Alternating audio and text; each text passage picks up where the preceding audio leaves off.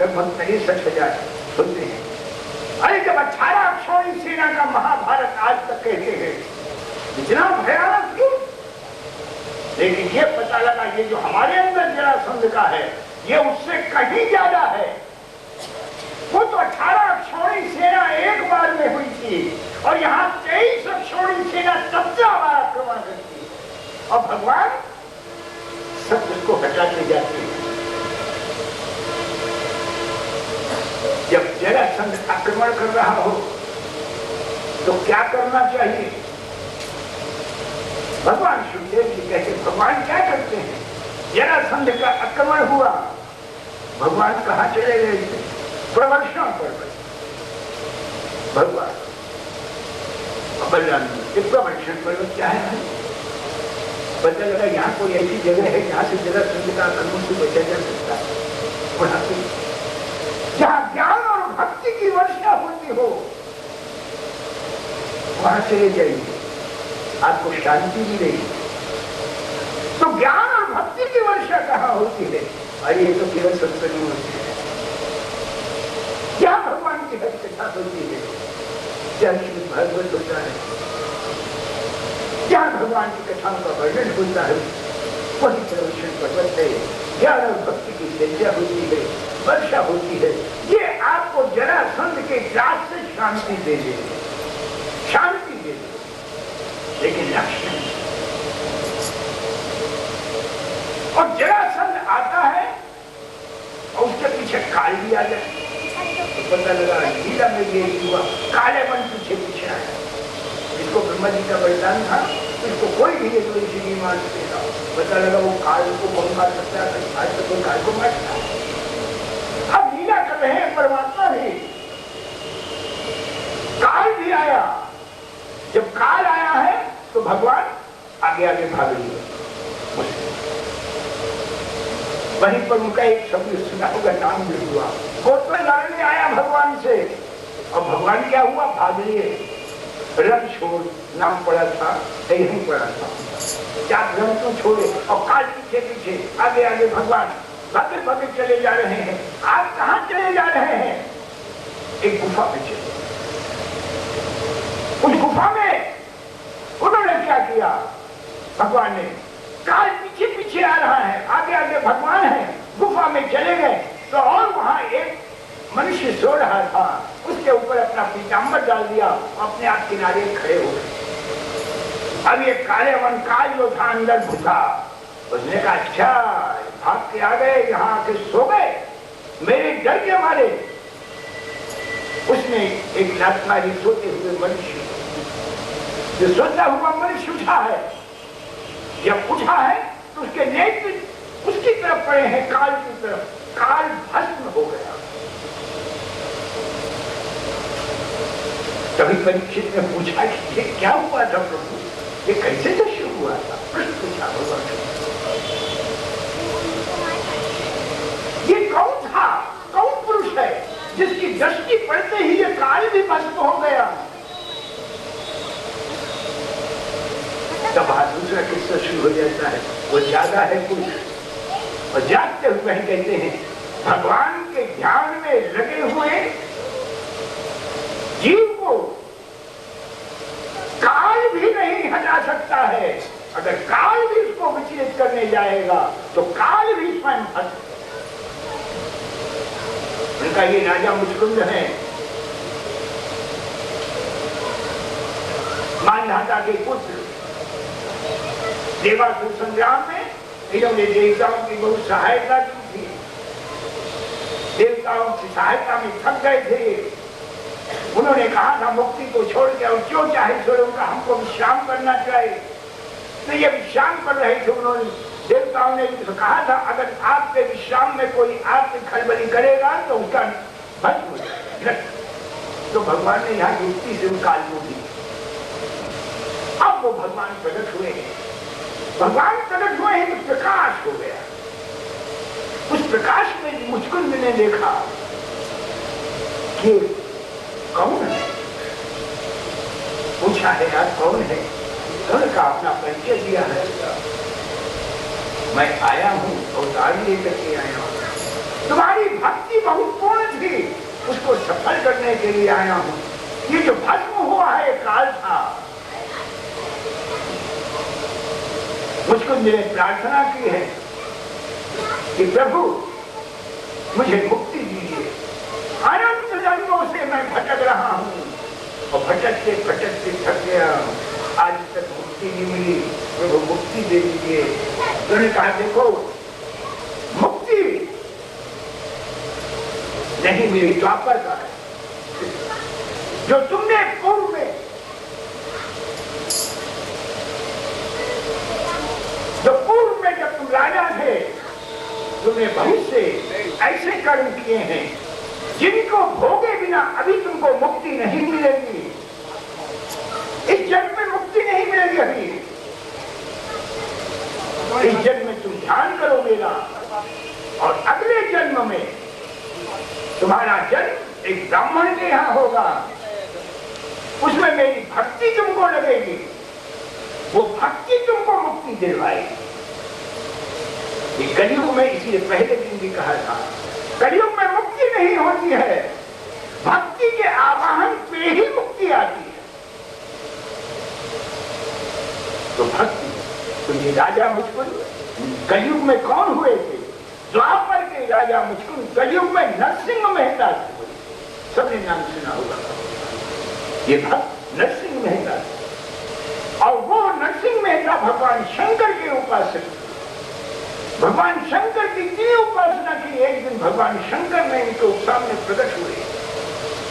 कलयुग का दृश्य, अब कलयुग का ये है कि कलयुग में नरसिंह मेहता, सबने नाम सुना होगा। तो उन्होंने भगवान शंकर ने कहा कि तुम क्या चाहते हो, मैं तुम्हारी भक्ति से प्रसन्न हूं। तो उनका प्रभु मुझे कुछ नहीं चाहिए, जो आपको अच्छा लगे वही मुझे। जो भगवान के भक्त होते हैं, जब कोई कहता है तो सब भगवान से भी कहेंगे तुम महीने के लागे हमारी 2 महीने उठाए, मैं कुछ नहीं जानता, मेरा कहानी आपको जो अच्छा लगे। ये ज्यादा बढ़िया फॉर्मूला हम कहीं पूछे तो गलत हो जाए, इसलिए भगवान को छोड़ दो। फिर कहा आपको जो अच्छा लगे भगवान शंकर। तो भगवान शंकर को सबसे अच्छा क्या लगता है? कितना सुंदर दृश्य है।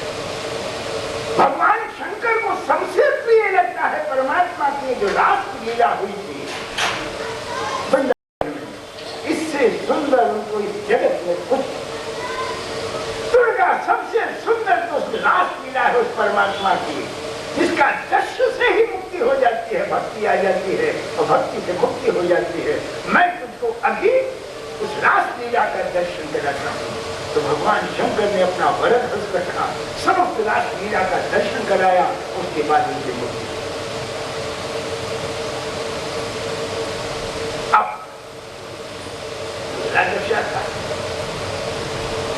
अब इधर जरासंध ने जब आक्रमण किया काल ने, भगवान ने कहा यहाँ से जो है इस बुढ़ापे से छुट्टी कैसे हो पाए? जरासंध फिर आता है काल, ये तो बड़ा जरासंध है। तो भगवान ने क्या किया? द्वारिका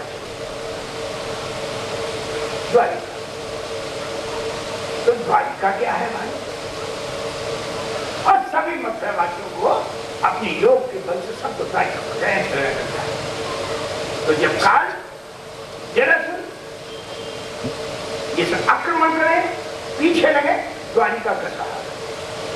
द्वारिका क्या है? ब्रह्म विद्या। ब्रह्म विद्या का सहारा ले लो। वो ब्रह्म विद्या में क्या होता है? द्वारिका में काल का प्रवेश नहीं है, भागवत में आता है, काम का प्रवेश नहीं है।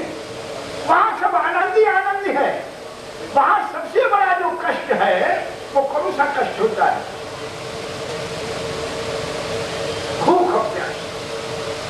तो पता लगा वहां एक ऐसी सभा बनी हुई है, ऐसा स्थान है द्वारिका में, ब्रह्म विद्या में एक ऐसा स्थान है जहाँ भूख प्यास ही नहीं। पता लगा ये तो बहुत गड़बड़ है। जाति राग सुधा प्रकाशा अतिरिक्त बचन देव प्रकाशा ये वहां उपस्थित है। ब्रह्म विद्या, वहां काल का भी प्रवेश नहीं है। सुख दुख हानि कुछ नहीं होता, दुख का तो सवाल ही नहीं है, सदा आनंद ही आनंद होता है। ब्रह्म विद्या का सहारा। ब्रह्म विद्या क्या है?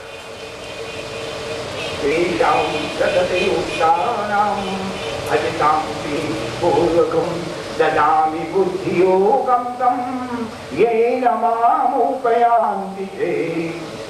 ये क्या है? ब्रह्म विद्या। ब्रह्म विद्या, उस ज्ञान के मोती, ब्रह्म के मोती जो आप जान जाए, अपने स्वरूप की स्वयं स्मृति हो जाए। वहां साथ किसके रहता है? जो ब्रह्म विद्या के साथ में रहता है।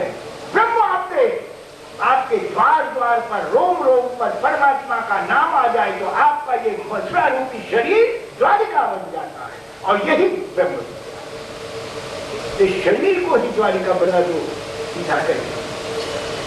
और जिस दिन शरीर द्वारिका हो जाएगा, आपको भय नहीं लगेगा, काल प्रवेश नहीं कर पाएगा, क्योंकि आपके द्वार जो है शरीर में, उनके सब रास्तों पर परमात्मा का नाम बैठा हुआ है।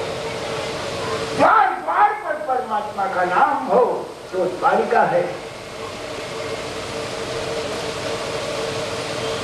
शरीर ही अयोध्या है, शरीर ही द्वारिका है, और शरीर ही मथुरा है। पहले कहा था मथुरा शरीर, उसके अंदर हृदय गोकुल है, और उस हृदय रूपी गोकुल में कन्हैया रहता है। तो यहां शब्द आया, ये पूरा शरीर ही द्वारिका बन जाएगा। इसमें किसी का प्रवेश ही नहीं बाहर का हो पाए। कामनाओं का प्रवेश नहीं है, विषयों का प्रवेश नहीं है, दुख का प्रवेश नहीं है। अगर नहीं है तो संग किसका है?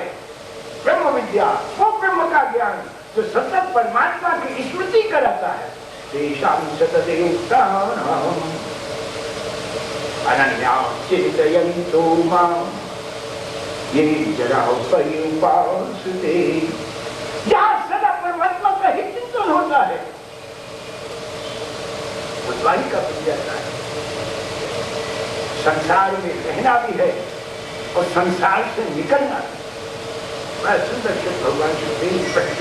अरे परीक्षित, संसार में रहना भी है, अच्छा जाओ कहां से छोड़ के भाई, और इससे निकलना भी है। संसार को रहना भी है और संसार को भुलाना भी है। तो रहने में तो हमारा ठीक है, लेकिन भुलाया किससे जाता है? मन से। तो किसी को शरीर में तो, घर में तो रख लो संसार को, लेकिन मन में मत रखो। मन में तो परमात्मा को रखो। शरीर घर का है, इसमें चाहे छोड़े। जब मन से हर समय उसकी स्मृति होती है, मन से हर समय उसका ध्यान होता है, मन से हर समय उसका चिंतन होता है, तो यार का शरीर द्वारिका। और द्वारिका में कौन रहता है? द्वारिका जी भगवान कृष्ण। किसी शरीर में जिसमें कंस रहता था, उसी शरीर में द्वारिकाधीश रहने लगेंगे। तो हम अपने आप विचार करें, इसमें कंस अभी बैठा है, निकला कि नहीं? और जब कंस निकले तो द्वारिकाधीश आए। शिक्षा तो सबकी है, ये होता है, ऐसा नहीं, क्योंकि ये क्रियात्मक है। अब थोड़ा सा भगवान की लीला तो बड़ी विचित्र है। अब द्वारिका में द्वारिका लीला चलेगी। भगवान द्वारिका में विराजते हैं और सब उनके संरक्षण में। अरे जो भगवान के संरक्षण में हम कौन आक्रमण कर पाएगा भाई? फिर आता है, यहां भगवान ने लीला की है विवाहों का वर्णन।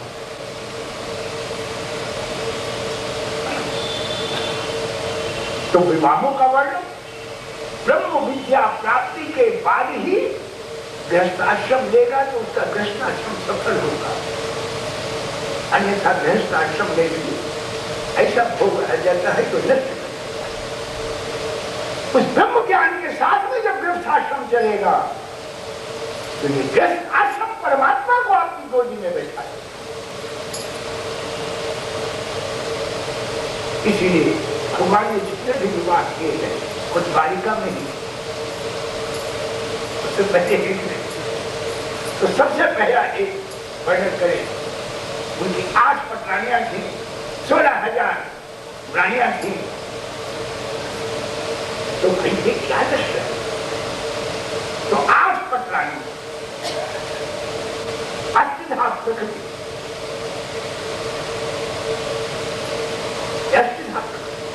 हो गया पुनर्वायु मनो बुद्धे अहंकार प्रकृति 8 पटरानी है परमात्मा। यहाँ लीला हो रही है भगवान की, इसलिए सबसे पहला विवाह आता है। इसको सबसे बड़ा विचित्र दृश्य रुक्मणी विवाह शब्द सुना, लक्ष्मी का विवाह, रुक्मणी का विवाह। तो पहला तो ये शब्द हो विचार कीजिए, क्या आज 7वें दिन परीक्षित को भगवान श्री सुखदेव जी ने कहा था ये भगवान की कथा सुना रहे हैं, तो क्या किसी के विवाह की कथा होगी? लौकिक होगी? कोई विवाह होगा? आज उसको काल डसने वाला है। जिसको काल डसने वाला हो वो कहेगा मुझे किसी के विवाह की, रुक्मणी एवं कृष्ण के विवाह की कथा सुना दीजिए। अरे आज तो जन्म की होने वाले हैं, अब बता दीजिए। और फिर सुनाने वाला कौन है? जन्म सिद्ध वैरागी भगवान शंकर। क्या वो किसी के शादी विवाह की कथा कहेंगे?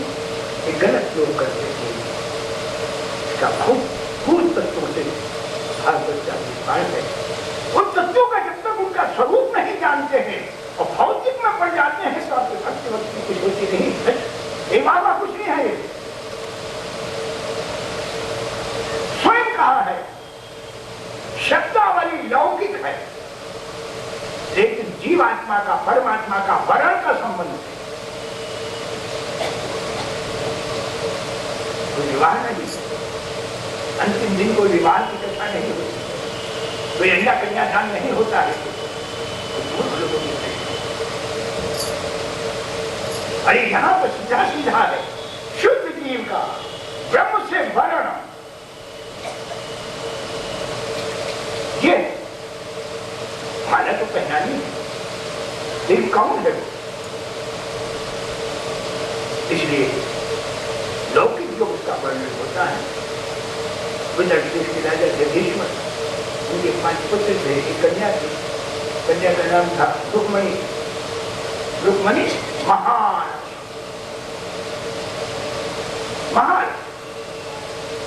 इनकी माता थी शुद्धमती। जहां शुद्धमती होती है वहीं महालक्ष्मी आती है, वहीं टिकती है। मती शुद्ध हो, इसलिए माता का नाम हो। तो रुक्मणी भीष्म की पुत्री के रूप में आई है, वर्ण करना चाहती है द्वारिकाधीश को। लेकिन ये संसार द्वारिकाधीश के पास नहीं जाना चाहता। उसका जो पुत्र था भीष्म का, उसका नाम था रुक्मणी। सभी चाहते हैं अरे भाई ये तो गोपाल है, गोपाल के पास क्या धरा है? तो राजा हो तो जरा उसके पास में राज पाते हो। कोई नहीं चाहता गोपाल से वर्णन करता। सब राजा के पास सब वैभव चाहते हैं, शूरवीर हो, राजा हो, वैभव हो, इससे चाहते। गोपाल के साथ कौन करेगा क्या? लेकिन रुक्मणी विवाह वो तो आद्या शक्ति है, लीला में आई है महालक्ष्मी। लक्ष्मी लक्ष्मी ये 3 भेद होते। लक्ष्मी 3 प्रकार की होती, एक लक्ष्मी, एक अलक्ष्मी, एक महालक्ष्मी। 3 वर्ण होता है। ये महालक्ष्मी शब्द कहा है। लक्ष्मी हम लोग सब जानते हैं, इसके लक्ष्मीपति है, इसके पास बहुत पैसा है, इसको पैसा है। जो नीति और अनीति से धन कमाया जाए, कुछ नीति में कुछ अनीति में खर्च किया जाए, वो लक्ष्मी। अलक्ष्मी जो सब अनीति से ही कमाया जाए, पाप से कमाया जाए, उसकी क्या दशा होती है? वो उसके भगवान सुखदेव जी कहते हैं जिसके पास रहती है उसको कभी सुखी नहीं करती, और जिसके पास वो छोड़ के जाता है उसके बारिश को भी कभी सुख नहीं देता। अनिति का धन कभी किसी को सुख नहीं देता, और अनिति का धन परमात्मा को स्वीकार ही नहीं है। पहला शब्द ये कहिए भागवत का मूल सिद्धांत था कि परमात्मा को अनिति का धन स्वीकार नहीं है। और चोरी न करें और भगवान को आप चढ़ाने चले आए, देखता नहीं है करने का, कहां से आया? इसलिए सीधा शब्द कहा परमात्मा को अनिति का धन स्वीकार नहीं। किसी का गला काटा और आके छत चढ़ा दिया, क्या भगवान उसको स्वीकार करेंगे? बहुत कुछ आपने इकट्ठा किया, अनिति का जो बहुत वर्णन जाता है शब्द में कहे बड़ा इकट्ठा किया, पता लगा ढेर राम सोने का ढेर लगा। और भगवान के आगे क्या कर रहे हैं? सुवर्ण की चोरी करे करे सुई को दान। ये भगवान को, अरे वो सुई अब भगवान को नहीं दी, वो आपसे क्यों बोलेगा? अनिति का स्वीकार नहीं है, दृष्टि देखता है। परमात्मा कभी ये नहीं देखता आप क्या लाए हैं, वो देखता कि भाव से आप देख रहे हैं, उसे लेने देने नहीं। तीसरा आता है महान, जो केवल नीति से श्रम से कमाया हुआ था, वो आपको भी सुख देगा। उसमें से कुछ भी आप परमात्मा को समर्पित करेंगे, उसको भी स्वीकार करेगा, और आपका जो पूरा सत्य है जिसके लिए छोड़ के जाएंगे वो भी सुख देगा। सीधा शब्द ये तो भागवत में ऐसे ही वर्णन, चाहे 3 पीढ़ी के लिए इकट्ठा करने लोग करते हैं। उसके बाद में महालक्ष्मी का वर्णन चल रहा था।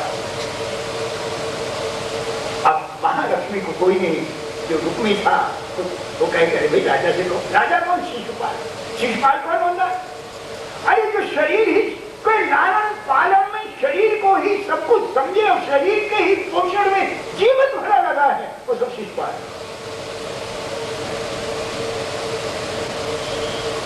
तो सब यही चाहते हैं पैसे तो उसके पास बड़ी राजपाट है, ये तो पैसे की गाड़ी है इसके पास, और ये तो गोपाल के पास क्या है? कहाँ रहता है? समुद्र में रहता है, द्वारिका में। राजा उनको राजा थोड़ी अपने आप कहते हैं, द्वारिकाधीश राजा थोड़ी उससे कल्पना करो। भीष्म चाहते थे लेकिन वो जानते नहीं था, उसी की चलती थी। रुक्मणी को पता लगा, इन्होंने कहा कि मैं तो द्वारिकाधीश को, इन्होंने देखा नहीं है, केवल उनके लीलाओं को सुना है संत महात्माओं से। रुक्मणी की प्रार्थना करती है, बारात आ गई है, दरवाजे पे निमंत्रण दे दिया गया है, शिवपान बारात लेके आ गया है। रुक्मणी ये चाहती है कि मैं तो द्वारिकाधीश को ही वरण करूंगी, इसलिए जीव वरण करना चाहता है द्वारिकाधीश को। जब द्वारिकाधीश को वरण करना चाहता है तो सबसे पहले बाधा कौन करता है? कि सारा संसार किसी का लड़का को चलने लगे भगवान की भक्ति के लिए, मैं काय को समय बर्बाद कर रहा था, जब दुकान पर चला वो कुछ फायदा होगा। ये तो बुढ़ों का काम हो होता जाता है। बिल्कुल खलवा उनका है काम ही सत्संग में बैठी। माँ तो पिताओं बारे कहे बुलावही, उदर भरे सो धर्म सिखावही। अगर वो धर्म का काम करना भी चाहे तो सबसे पहले उसका परिवार ही सब करना। मीरा जी को सबसे पहले किसने रोका था? भगवान की भक्ति। मीरा चाहती थी मैं कृष्ण को वर्ण करूंगी, बचपन में ही मैंने कृष्ण को वर्ण कर लिया था, लेकिन कृष्ण को वर्ण तो करे उनका सारा परिवार। तो राजकन्या थी, कौन राजकन्या चाहे, कौन चाहेगा राजा कि मेरी कन्या साधु सन्यासियों में सन्या हो? ये तो सत्संग में बैठे हलवा छलवा इनके बीच में कौन बैठे? तो एक नहीं, सारा परिवार उसके खिलाफ था।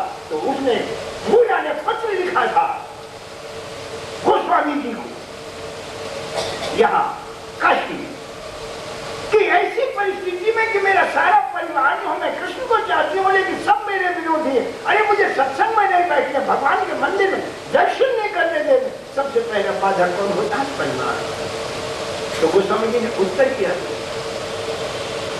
यारो के प्रिय न नाम वैदेही तजिए ताही कोटि भैरी समो यद्यपि परम स्नेही पिता तजो प्रहलाद विभीषण बंधु भरत महातारी गुरु बलि तजो कंत बहिता ब्रज भय मुझ मंगलकारी। अगर ऐसा है छोड़ दीजिए आप, चाहे गुरु है, चाहे माता है, चाहे पिता है, कुछ में उत्तर दिए सभी को मैं बात छोड़ के नहीं चाहिए, छोड़। तो सबसे पहला बाधक, यहाँ भी सबसे पहले बाधक खड़ी लड़का जिससे मिलने नहीं दे, लेकिन जिसकी इच्छा होती है, अंदर की आवाज परमात्मा जानता है। उनका मैं पढ़ूंगी तो द्वारिकाधीश को ही, तो उनके पास में एक ब्राह्मण आते थे, सुदेव उनका नाम था। उन्होंने बुलाया, एक ब्राह्मण जी का आइए, एक काम कीजिए, जल्दी से हमारा एक पत्र लीजिए, 7 श्लोकों में पत्र लिखा और लिखकर उनका एक द्वारकाधीश को दे देना और मेरा संदेश सुना देना। 7 श्लोक थे, 7 श्लोक में क्या लिखा, अर्थात जब लीला में पृथ्वी पर भी आद्या शक्ति है रुक्मिणी परमात्मा की, जब लीला में आई है तो वहां भी दिखाती है, किसी ना कोई माध्यम चाहिए, परमात्मा से मिलने के लिए एक माध्यम होता है। यहाँ भी गुरु की आवश्यकता पड़ी, यहाँ भी कोई एक हो। महात्मा कौन होता है, जीवात्मा को परमात्मा से मिलाता है, तो यहाँ भी गुरु है, जीवात्मा को परमात्मा से मिलाता है। उसको पत्र दिया, 6 श्लोकों में परमात्मा के 6 गुणों का वर्णन किया, लक्ष्मी, पुष्टि, सरस्वती, कांति, कीर्ति, तुष्टि, बल, वीर, यश, श्री, ज्ञान, वैराग्य। अब इसका तो वर्णन बहुत लंबा चौड़ा है। और अंतिम श्लोक में समर्पण। क्या समर्पण? अरे पढ़ूंगी तो आप ही को हजारों जन्म लेने पड़े, तब भी आप ही को वर्ण करूंगी, मैं किसी को नहीं करूंगी, नहीं तो प्राण त्याग। अरे भगवान को यही बोलते हैं।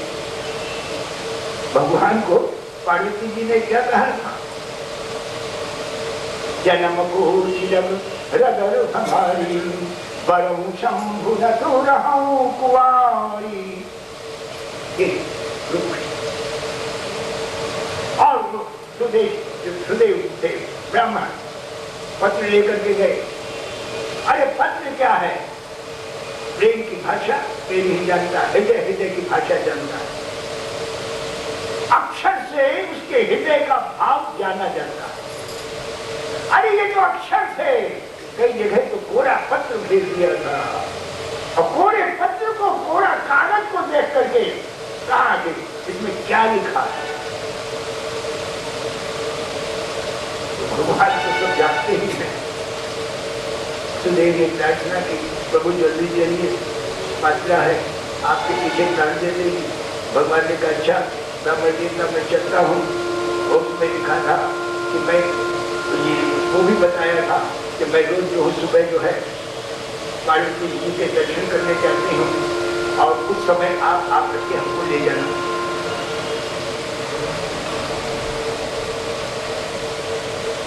और इधर सुदेव ने उनसे कहा, उनका द्वारिकाधीश ने कहा चलो, दारू को रथ बुलाया, उस पर बैठे, ब्राह्मण को पहले बैठा। ऐसी पहले ब्राह्मण जी हाथ बैठी मारे। क्यों? ठीक से उसी समय आता है वर्णन, सुपात्र साधु संतों का, ब्राह्मणों का सम्मान करोगे तो लक्ष्मी तुम्हारे घर में आए, लक्ष्मी आने आ रही, द्वारिका में है लक्ष्मी आ रही है। तो ब्राह्मण जी आप पहले बैठे, फिर द्वारिकाधीश बैठे, दारू संत करके चला। यहाँ पर रुक्मणी जी प्रार्थना कर रही है किससे? भगवती से। देवी जी ने सीता जी ने प्रार्थना की थी, सुनाता श्री राम जी भगवती से। उसी तरीके से यहाँ भी रुक्मणी जी प्रार्थना कर रही है किसके पास? माँ भगवती, महाकाली, भद्रकाली, भवानी, सभी शब्द एक ही है। महामाया अर्थात भगवती की उपासना कर रही है, लेकिन उस भगवती की उपासना करते करते इसमें दृष्टि उसका किसको देख रही है? द्वारकाधीश की छवि। यही अनन्य भक्ति है। अनन्य अपने इष्ट देव का स्वरूप सब में दिखता है, तब वो अनन्य भक्ति है। इसलिए वहां कहा लक्ष्मण की रुक्मणी की अनन्य भक्ति थी। उपासना तो महामाया की भगवती की कर रही थी, लेकिन छवि उनको द्वारकाधीश की दी। प्रार्थना हुई, भगवान आए हैं और भगवान आए हैं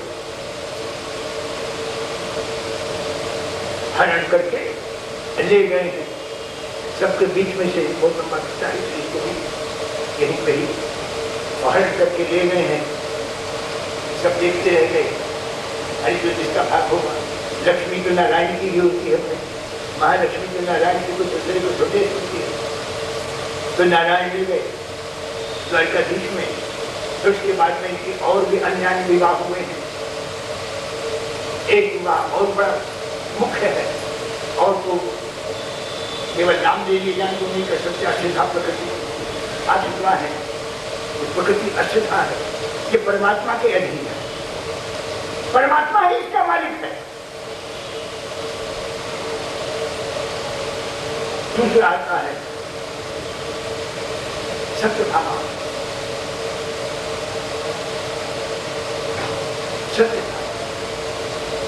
सत्यभामा का विवाह करना एक प्रश्न आ जाता है, इसको कहना उचित होगा। द्वारिका में 17 थे। द्वारिका में भगवान सूर्य की उपासना की। भगवान सूर्य ने इनको एक मणि दे दी, मणि दे दी। अब वो मणि लेके चले आए। मणि इतनी चमक रही थी जैसे प्रकाश, सूर्य का प्रकाश, सूर्य की हिम्मत, सूर्य की उपासना से मणि मिली। सूर्य क्या प्रकाश कर सकता है? सूर्य केवल हमारे शरीर को प्रकाशित कर सकता है। क्या सूर्य आत्मा को प्रकाश कर सकता है? आत्मा को कौन प्रकाश करता है? आत्मा को प्रकाश करता है केवल संत। आत्मा को प्रकाश करता है श्रीमद् भागवत। आत्म तत्व को प्रकाशित करने वाला दीपक है। ये दीपक आत्मा को प्रकाशित कर सकता है, लेकिन सूर्य केवल शरीर को ही प्रकाशित कर सकता है। तो लौकिक मणि हुई, लौकिक मणि, मणि थी भाई, बहुत नीचे मणिला दिया है। उसमें क्या था? आए द्वारकाधीश के पास खबर आई कि कोई सूर्य नारायण आपसे मिलने आए हैं, इतना चमक रहे हैं। भगवान 64 खेल रहे थे। अरे उनका सुनाने सूर्य ने इसको मणि दी है, वो दिया आए।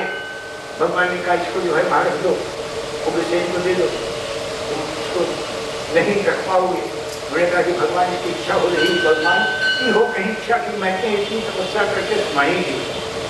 भगवान कहते दे दो, क्यों दे दूंगा? कुछ कहने से नहीं दी। अर्थ क्या हुआ? वो जो मणि आई कितनी कीमती थी? वो 8 मार सोना देती थी। 8 मार का मतलब होता है 64 मार। 64 माने रोज सोना देती। अब वो जो आई तो जो सोना दे, तो वो सोना तो देती थी, लेकिन सोना हराम कर देती। ये सबका हाल। इसने क्या क्या करामात की, इसलिए इसका वर्णन कर रहे हैं। सबकी यही हाल है। ये लौकिक मणि है, लौकिक है, लौकिक संपदा है। जिसके पास जाएगी उसका विनाश किया। सत्यनारायण के पास गई। एक जो उसका भाई था प्रसेन, वो उसको गले में लटका के गया। उसको एक सिंह ने खा लिया। वहां एक जामवंत थे, ये त्रेता वाले जामवंत, याद कीजिए, सबने सुना होगा। जामवंत ब्रह्मा जी के अंश से भगवान की सेवा में आए थे, मंत्री थे परमात्मा के। जामवंत ने सिंह को मारा और मणि लेकर के जाके अपने बच्चों को दे दी गुफा में। इधर सत्राजित ने भगवान के ऊपर आरोप लगा दिया, लोगों में काना खुशी हुई। पता लगा ये मणि एक जिसके पास आती है तो परमात्मा को भी दोष लगा सकते हैं। भगवान यही लीला दिखाते हैं, अरे तुम्हारा क्या होगा जो ये मुझे भी दोष लगा देती है। तो सत्राजित ने कहा, कृष्ण ने कहा था इसको दे देगा, कहीं की कोई चाल है। भगवान सबको लेकर के ढूंढने निकले तो उन्होंने देखा एक जगह उसका भाई जो था सिंह मरा पड़ा था, आगे सिंह भी मरा पड़ा था, और उसके आगे जो थे उसके वो क्या कहते हैं रीछ के, जामवंत के रिक्शा, उनके पैर देखे तो गुस्सा गुफा में आ गए और गुफा में उन्होंने युद्ध होने लगा उस मणि के पीछे। 28 दिन तक युद्ध हुआ। तो जामवंत कौन है भाई, युद्ध क्यों कर रहे हैं? जब भगवान त्रेता में गए थे इनको भी छोड़ देते आप रहिए, आप मेरी द्वापर की लीला में इसको मुझे सुनती है। तो उनको कैसे पहचानूंगा आप हैं कौन? तो उनका अपने आप पता लग जाएगा। जामवंत सुन शुभ मम वाणी, रही द्वापर भर अस जिए जाऊं। इनसे कह गए कृष्ण रूप धर मिली हो तो भी, समर भूमि तब जाने भोगी। पता लगा कोई समर भूमि होगी, लड़ाई करना होगा, तब तुम पहचान पाओगे। तो 28वें दिन उन्होंने पहचान पाए कि अरे ये तो मेरे वही राम हैं, सेना वाले राम हैं, कृष्ण रूप में आए हैं। अब जामवंत ने पहचाना है, प्रणाम किया है, उनका प्रभु मुझे इस समय वो अपना रूप देता का एक बार और दिखा दीजिए। धनुष पार लिए हुए राम रूप में, तो यही कृष्ण धनुष पार लिए हुए राम रूप में उनको दर्शन कर आया है। फिर वो बन गए हैं, इन्होंने अपनी पुत्री जाम्बुवती को विवाह दी है। उधर सत्राजित ने ये किया, अपनी पुत्री जो थी सत्यभामा की को फिर उनको विवाह दिया था। ये जिसके पास में गई, फिर सत्राजित की भी मृत्यु हो गई है इस मणि के पीछे। फिर इसको वो सत्यधर्मा थे, उनकी भी मृत्यु हो गई है। अरे गुरु जी का जिनका दंडक भक्ति का आचार्य थे, अरे उनको भी संग पड़ गया था इस मणि को देख के, तो इसको कपड़े में लपेट के काशी भाग गए थे। भगवान से भी धोखा। ये जब मणि आती है तो भक्ति की भक्ति भी चली जाती है, भक्ति की भक्ति भी चली जाती है, ज्ञानी का ज्ञान चला जाता है। ये मणि बड़ी दुखदाई है। कहते तो लोग हैं कि यही कोहिनूर हीरा है जो जिसके पास गया उसका विनाश किया है। ये तो समझ जाए, इसलिए वहां वर्णन आ जाता है। इस मणि के चक्कर में पड़ो, जो इस मणि के चक्कर में पड़ा उसका विनाश बुरा ही निश्चित है, कोई नहीं बचा है। फिर आता है कौन सी मणि चाहिए, उनका दूसरी मणि है। कौन सी मणि है? वो मणि है जो आपको आनंद ही आनंद देती है और आनंद स्वरूप परमात्मा से मिलाती है। ऐसी मणि क्यों नहीं लेते हो? तो पूछा भाई बोली दीजिए कहाँ मिलती है। अगर कोई हमें आपसे पूछे तो हम तो पहले नहीं, अगर ये पूछ देती तो वो बता दो भाई कहाँ मिलती है।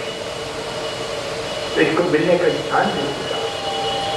राम भगवती मौनी चिंता सुंदर, बसही गरुड़ जाओ के उरु अंतर, परम प्रकाश रूप दिन रामती, नहीं कछु चाहिए दिया घटुमावती, मोह दरिद्र निकट नहीं आवा, लोभ वासु नहीं ताहि बुझावा, प्रबल अविद्या तम विच जाई, हारहि सकल सरभ समुदाय, राम भगति मणि उर्वश जाके, दुख लवलेश न सपने हुता के।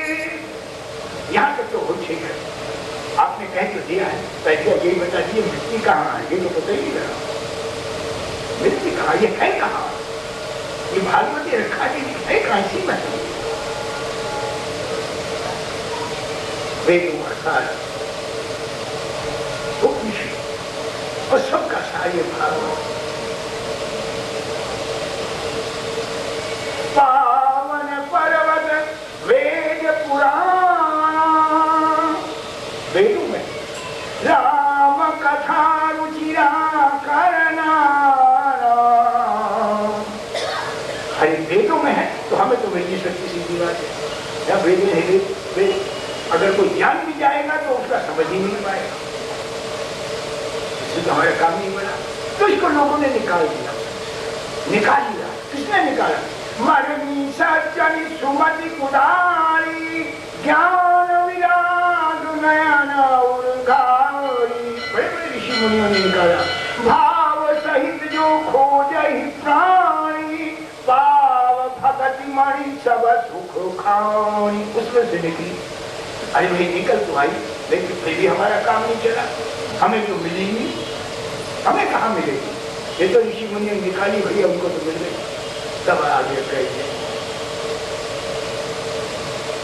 मरनी सज्जन सुमत कुदारी, भाव सहित जो खोजहि प्राणी, पाव भगति मणि सब सुख खानी। चतुरशिरो मौनि सो जय माही, जो मणि राग सो जतन कराही। वही चतुर है, वही होशियार है। कैसे? मोरे मनस दृढ़ राम ते अधिक राम कर दासा। बिल्ले कैसा? राम सिंधु घन सज्जन धीरा, चंदन लरुहारी संत समीरा, सब कर फल भारी भगति सुहाई, सो बिनु संतन काहू पाई। यहाँ तक तो बहुत ठीक था। अब आ गया है कि एक संत से मिले। अरे यहाँ संत कहाँ ठहरा है? ये तो बड़ा मुश्किल है। कलयुग में संत ढूंढो, कलयुग में संत पर मिलता ही बहुत मुश्किल है। संत का वेश है, लेकिन संत किसी वेश का भूषा का नाम नहीं है। संत तो अंदर से होना है, और अंदर हम जानते नहीं किसी को। हम किसी की ताली देखी, किसी का तिलक देखा, किसी का मुकुट देखा, किसी का शोभा देखी। लखी सुवेश जगवंचक देव, वेश प्रताप पूज्य, ऐसा संत है। हम तो नहीं ढूंढ सकते सीधी बात। तब वो कहा कि फिर दूसरा संत किसको कहते हैं? करियो चौबिनु संतन काहू पाई, अस विचारी करी जे सत्संगा। ये सत्संग ही संत है। हाँ ये ठीक है, ये बात है। जहां हरि चर्चा हो वही संत है। ऐसा संत है जो परमात्मा से मिला सकता है। अस विचारी करी जे सत्संगा, राम भगति दे सुलभो विहंगा। कितना सुंदर आ गया। कहाँ से चले थे वेदों से और आ गए यहाँ पर तक गए। इसीलिए कहा कि ये सत्संग, ये भागवत का श्रवण जो है, ये वो मणि प्राप्त करा देता है। हमें कुछ नहीं करना, हमारे तो ऋषि मुनि मेहनत करके रखते। उन्होंने पूछे तैयारी के शस्त्र बनाए, ये सब बनाए। इसको कहाँ से लाए? एकदम ऐसे ढूंढ ढांड के लिए आए, जो हमारे किसी के बस की थी नहीं। अब सत्संग तो है, यहाँ हरी चर्चा हो, प्रेम से अगर को पहुंच जाता है। अरे श्रीमद् भागवत अनंत अनंत जन्मों के जब पुण्य सफल होते हैं, जब पुण्य संचित होते हैं, ये शब्द भागवत में शुरू में, तब कहीं श्रीमद् भागवत श्रवण का लाभ मिलता है। अनंत जन्मों के पुण्यों का संचित होने पर शब्द आता है। इसलिए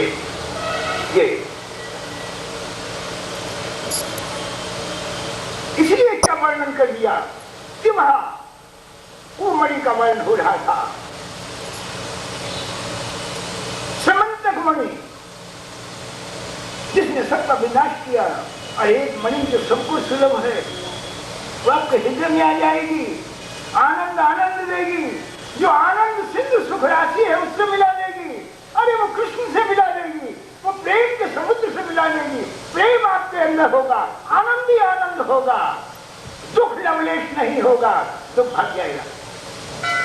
पूर्व किए गए कर्मों के अनुसार जो दुख मिलेगा उसको सहने की शक्ति वो मणि दे देंगी आपको, मिलेगा दुख पाप का फल तो पाते हैं। ये संसार रूपी भगवान श्री जी ही वर्णन करते हैं कि संसार एक वृक्ष है, वृक्ष है। पाप और पुण्य ये उसके दो बीज हैं, वासनाएं मूल हैं,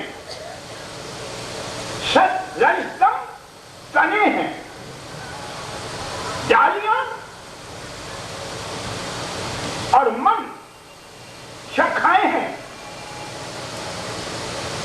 विषय इसमें रस है, रस होता ही फिर विषय।